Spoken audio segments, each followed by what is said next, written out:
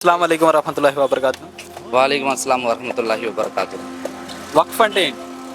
వక్ఫ్ అంటే తన యొక్క సొంత భూములను కానివ్వండి, ఆస్తిపాస్తులు కానివ్వండి, అల్లా యొక్క మార్గంలో అల్లా పేరుతో ఇవ్వడాన్ని వక్ఫ్ అని అంటారండి. నా పేరు మొహమ్మద్ గాలిబ్ అండి. నేను ఒక సామాన్య ఆటో డ్రైవర్ని.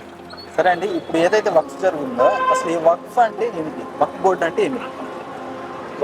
వక్ఫ్ అనేది ముందు మేము అర్థం చేసుకోవాలంటే దీంట్లో పదాలు అర్థం చేసుకోవాలి. ముందు వక్ఫ్ అనేది మన ఇస్లాంకి సంబంధించింది ఒక పదం. అలాగనే హిందువుల్లో కూడా ఈ పదం అనేది ఉంది.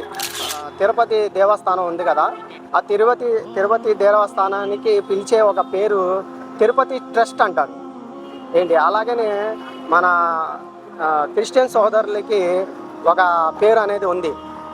ఎలా అంటే ఎట్కెన్సన్ అనే ఒక భాగం ఉంది, లేకపోతే స్టెల్లా అని ఉంది, లేకపోతే చాలా పేర్లు ఆ ట్రస్టులకి పేర్లు ఉన్నాయి. అలాగనే ముందు మేము అర్థం చేసుకోవాలి ఏంటంటే వక్ఫ్ అనేది ఒక పదము.